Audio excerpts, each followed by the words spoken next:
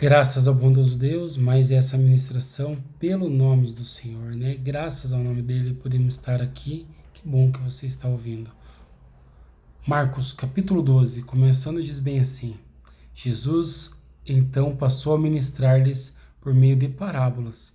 Certo homem plantou uma vinha, ergueu uma cerca ao redor dela, cavou um tanque para esmagar as uvas e construiu uma torre de vigia.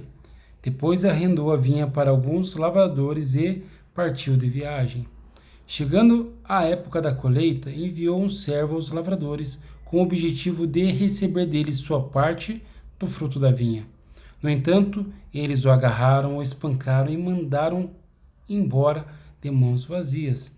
Então lhes enviou um outro servo e também lhes bateram na cabeça e o humilharam. Enviou outro ainda, ao que assassinaram. Então enviou muitos outros, mas alguns agrediram e outros mataram. Finalmente, restaram-lhe enviar seu próprio e amado filho. A esse lhes enviou com a seguinte intenção: a meu filho respeitarão. Todavia, aqueles lavradores combinaram entre si: esse é o herdeiro, ora, venham, vamos matemo-lo, e assim a herança será toda nossa. Então o agarraram, assassinaram e o jogaram para fora da vinha. Diante disso, o que fará o proprietário da vinha? Virá destruir aqueles lavradores que outorgaram a vinha a outros vinicultores? Virá destruir aqueles lavradores que outorgara a vinha a outros vinicultores. Ainda não lesse esta passagem nas Escrituras? A pedra que os construtores rejeitaram, essa veio a ser a pedra principal, angular. Isso procede do Senhor e é a obra de grande maravilha para todos nós. Pedras são pessoas, pedras vivas. E o Senhor é a pedra que está em nós, Ele que te fortalece para que você permaneça com Ele. Ele é uma grande rocha. E tudo que está firmado, na verdade, está sustentado em Cristo. Por isso começaram a tramar um jeito de prendê-lo, pois perceberam que ele havia narrado aquela história com o propósito de acusá-los. Contudo, tinham receio da multidão e acharam melhor se afastarem. Mais tarde, enviaram a Jesus alguns dos fariseus e herodianos para tentar condená-lo em alguma palavra que proferisse.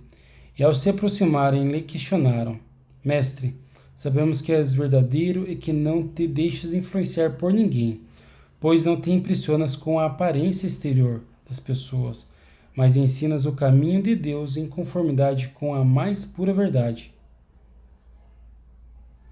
Veja, ele não se importa com a aparência exterior. Então, como que ele se importa? Com os pensamentos. Ali ele vê a verdadeira pessoa e ele vê. O próprio Jesus de Nazaré conhecia naquele momento, estando ali, os pensamentos que se passavam dentro das suas imaginações, das mentes humanas. E é com isso que ele se importa, com quanto a pessoa é benigna, com quanto ela está arrependida, com quanto ela é amável. Então ali ele vê a verdadeira aparência, pois Deus vê internamente, né? Ele vê não só a aparência interna, mas quem ela é, o que ela quer, o que ela decide fazer, as atitudes que ela toma. E o porquê faz as ações. Sim, Deus te conhece. Assim sendo, diga-nos, é lícito pagar imposto a César ou não? Devemos pagar ou podemos nos recusar? Jesus, porém, conhecendo o quão hipócritas estavam sendo, lhes inquiriu: Por que me tentais? Trazei-me um denário para que eu o examine.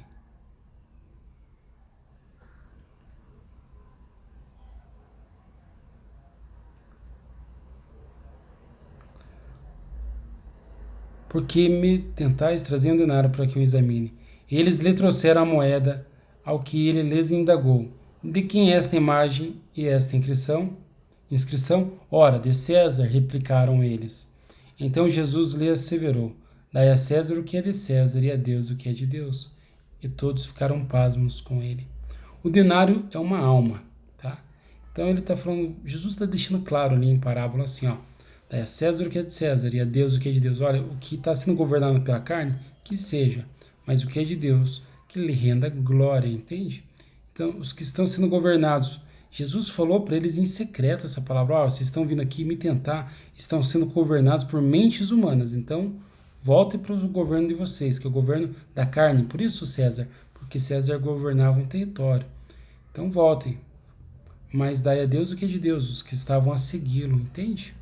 Que então são almas levadas para os céus, porque elas não estão debaixo de autoridade humana, e antes de sim são constituídas filhos de Deus para estarem debaixo da autoridade de Jesus Cristo, e foi o Senhor que assim o fez. E todos ficaram pasmos com ele. Depois chegaram os saduceus, que pregam não haver qualquer ressurreição, com a seguinte questão: Mestre, Moisés nos deixou escrito que, se um homem morrer e deixar sua esposa sem filhos, seu irmão deverá se casar com a viúva e gerar filhos para seu irmão. Ora, havia 7 irmãos. O primeiro casou-se e faleceu sem deixar filhos. Então o segundo desposou a viúva, mas também morreu sem deixar descendentes. O mesmo ocorreu com o terceiro. E dessa forma, nenhum dos 7 irmãos deixou filhos. Finalmente faleceu também a mulher. Na ressurreição, de quem essa mulher será esposa? Havia visto que os 7 irmãos foram casados com ela. Então Jesus os admoestou: não é motivo que errais tanto, pois não compreendeis as Escrituras nem o poder de Deus. Não é a carne que ressuscita, é a consciência, é a mente, a alma. É a alma que ressuscita, que é tirada do corpo, e dos que são para a vida eterna. Então, os que são para a vida eterna, eles não usam a palavra de Deus para a religião, antes nem mesmo para suas opiniões e tudo mais, e crenças humanas, carnais e passageiras.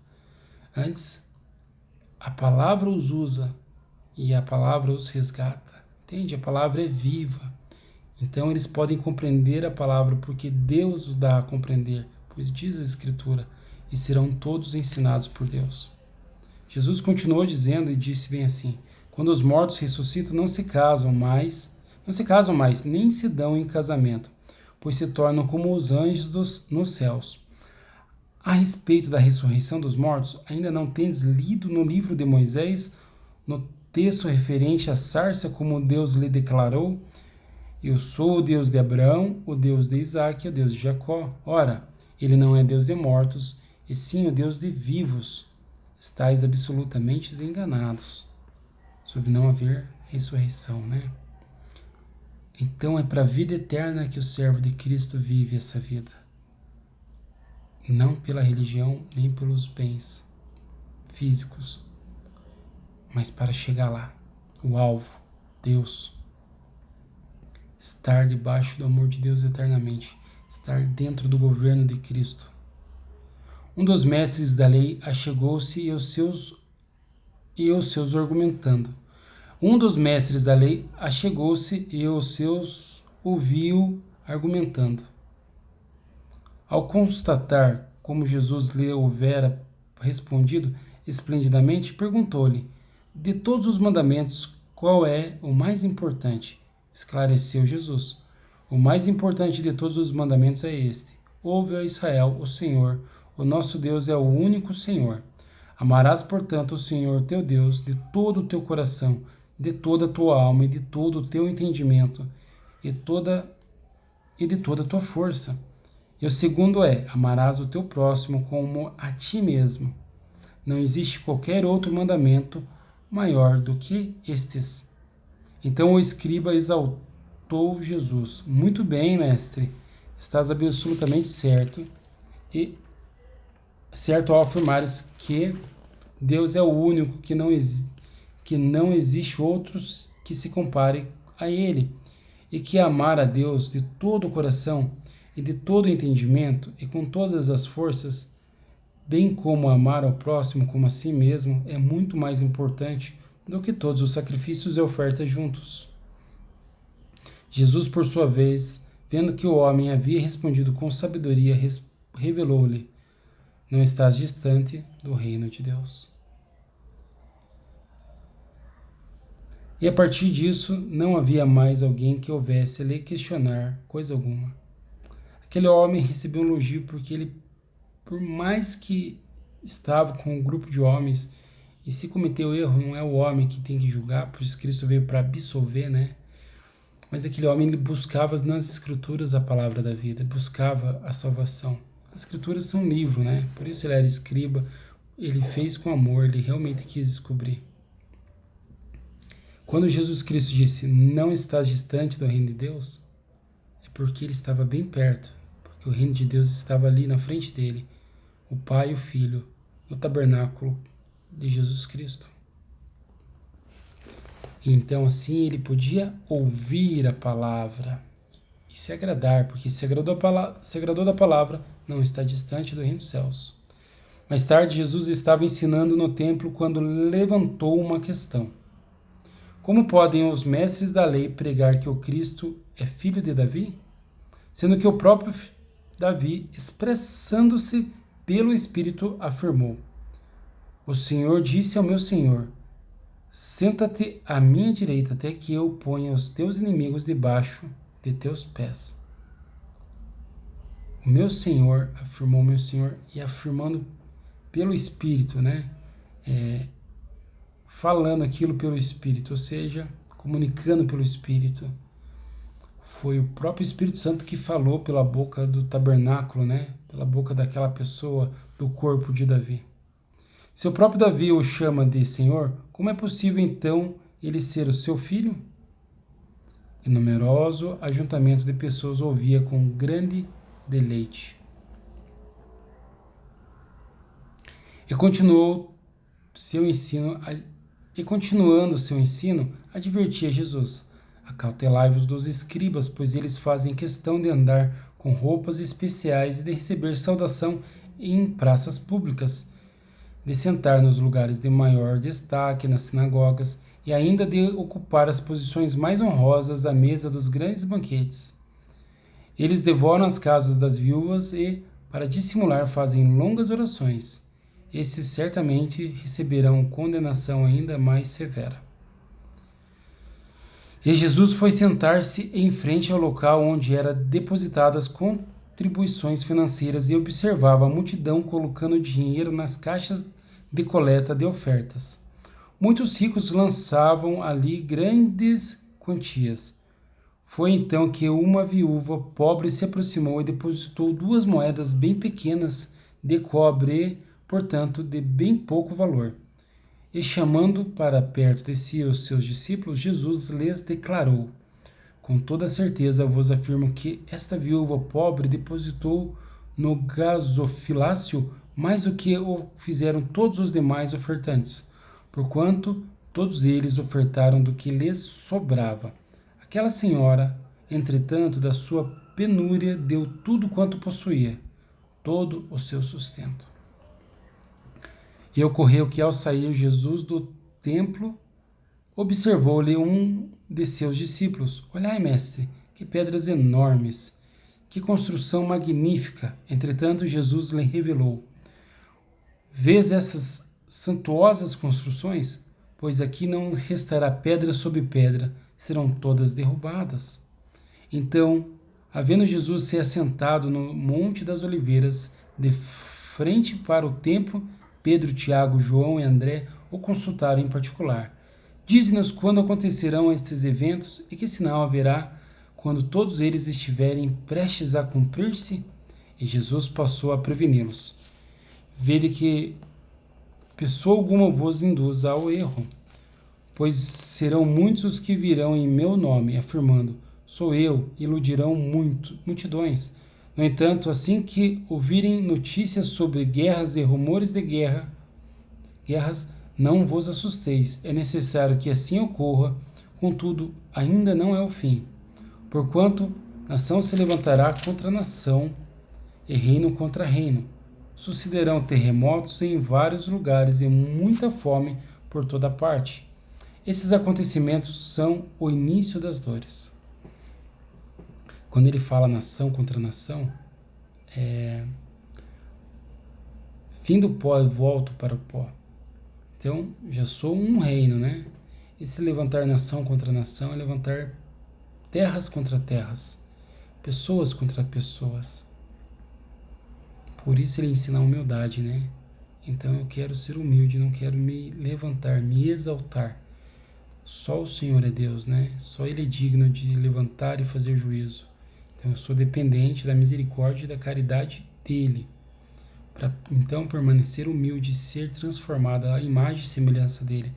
Então, quando ler isso é importante aqui, eu vi a importância de não me achar que não faço parte de tais pessoas que estão em conflitos, ao pensar que é só o mundo, países e tudo mais, mas sim que ele fala sobre almas, né? Ele ministra para cada um no seu íntimo, de alma em alma. Então também está no Senhor abrir o discernimento para a gente compreender onde estamos acertando e o que erramos, para que Ele nos melhore, né? Ficai-vos alerta, pois vos anunciarão.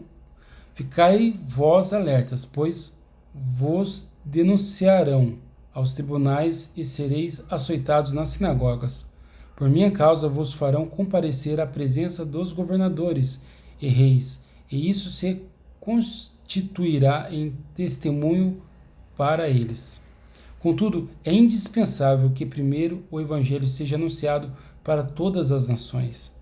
Todas as vezes que fordes presos e levados a julgamentos, não vos preocupeis com o que haveis de declarar, porém o que vos for concedido naquele momento, isso proclamai, porque não sois vós os que falais, mas sim o Espírito Santo. E sucederá que um irmão trairá seu próprio irmão, entregando-o à morte, e dessa mesma maneira agirá o pai para com seu filho. Filhos haverá que se revoltarão contra seus próprios pais e os assassinarão. Sereis odiados de todos por minha causa, todavia aquele que permanecer firme até o fim receberá a glória da salvação. Então, quando virdes o sacrilégio horrível posicionado no lugar onde não deve estar, aquele que lê as escrituras entenda. Os que estiverem na Judéia, fujam para os montes. Quem estiver sobre a laje que cobre as vossas casas, fugi depressa, nem entre para retirar dela qualquer de vossos pertences. Quem estiver no campo, não retorne para apanhar seu manto. Como serão terríveis aqueles dias, principalmente para as grávidas e para as mães que estiverem amamentando. Orem para que esses eventos não venham a ocorrer no inverno, pois aqueles serão dias de tamanho sofrimento, como jamais houve desde que Deus criou o mundo até agora, nem nunca mais haverá. Portanto, se o Senhor não tivesse reduzido aquele período, nenhum ser de carne e osso sobreviveria. Contudo, por causa dos eleitos por Ele escolhidos, tais dias foram abreviados pelo Senhor. Se todavia alguém lhes anunciar, eis aqui o Cristo, ou ainda, ei-lo ali, não deis qualquer crédito a isso, pois surgirão falsos cristos e falsos profetas, realizando sinais e maravilhas com o objetivo de enganar, se possível, os próprios eleitos. Desse modo estáis vigilantes, pois sobre tudo isso vos avisei com antecedência. Porém, naqueles dias, depois do referido período de tribulação, o sol escurecerá e a lua não dará a luz. As estrelas cairão do céu e os poderes celestiais serão abalados. Então o Filho do Homem será visto chegando às nuvens com grande poder e glória. Ele enviará os seus anjos e anunciará aos seus eleitos dos quatro ventos das extremidades da terra, até os confins do céu. Ele reunirá os seus eleitos, né? É uma palavra forte. Veja, esse sol e lua que vai escurecer estão esperando que aconteça no literal. E não que não aconteça o sinal, mas é algo espiritual. A luz é a verdade. Então, é algo muito importante que está sendo dito.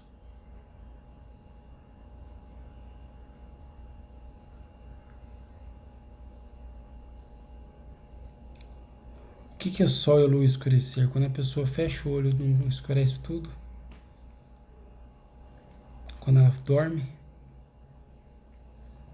Sim, isso acontece. Já não brilha nem sol e nem lua. E Jesus vem. E há um juízo. Portanto, aprendei com o ensino da figueira. Quando os seus ramos se renovam e suas folhas começam a brotar, sabeis que o verão vem chegando. Dessa mesma maneira, assim que observardes esses sinais ocorrendo, sabeis que o tempo está próximo, já às portas. O homem andando e caminhando nas suas atitudes e vendo quão ruim está ficando o andamento das coisas ao redor. E ele no seu íntimo, considerando a palavra de Deus e vendo como as coisas estão acontecendo lá fora. Mas veja, quando seus ramos se renovam e suas folhas começam a brotar, sabeis que o verão está chegando. Dessa mesma maneira, assim que observardes esses sinais ocorrendo, sabeis que o tempo está próximo, já às portas. Tá aí, tá tudo acontecendo desde aquele tempo. Mas o período do verão diz ali sobre estar maduro, sobre o cristão estar maduro, estar pronto para começar a dar os frutos, né? E começar a dar os frutos ao fim de ficar maduro. Então, para que venha o reino dos céus. Os céus e a terra passarão, contudo as minhas palavras nunca passarão. Ou seja, o que é céu e terra passarão? Deus não está falando que vai acabar com o universo. Mas a pessoa vai deixar de estar aqui em algum momento. E a terra, o pó, volta para o pó. Mas a palavra de Deus não volta, né?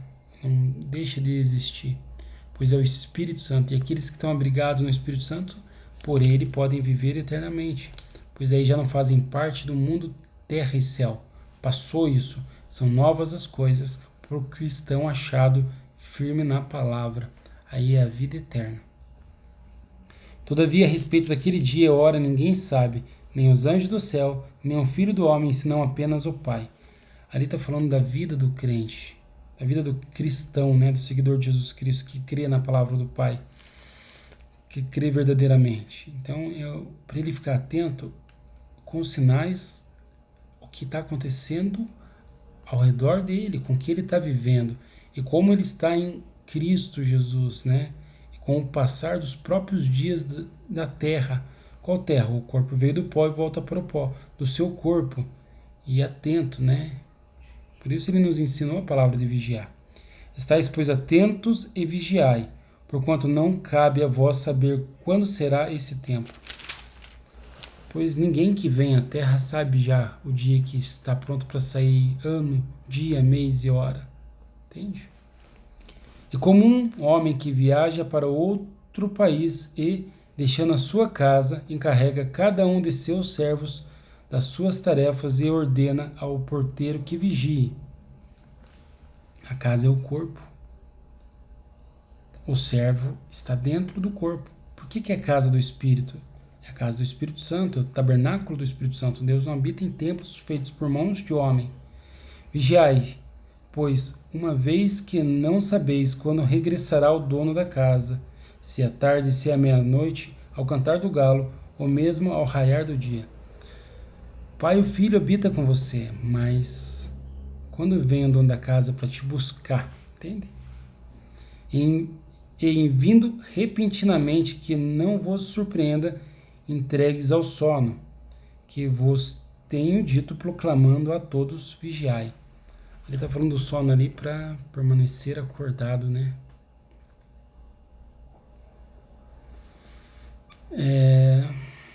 Só o Senhor pode te manter despertado. Por isso, Ele é o Senhor e veio para fazer isso, para te manter acordado, vigilante, vivo em Cristo Jesus, nova criatura. e Ele não vai te deixar dormir. Ele é o Espírito da verdade e é vivo. Então isso foi dito também para acautelar, né? Para lembrar, para perseverar mais esse dia. Por isso você pôde ouvir. Isso é graças a Deus. É mais um motivo para orar e pedir sabedoria, discernimento e força e vigor para que não caia o sono sobre ti. Força e vigor em nome de Jesus, que assim o seja. Graças a Deus. Amém.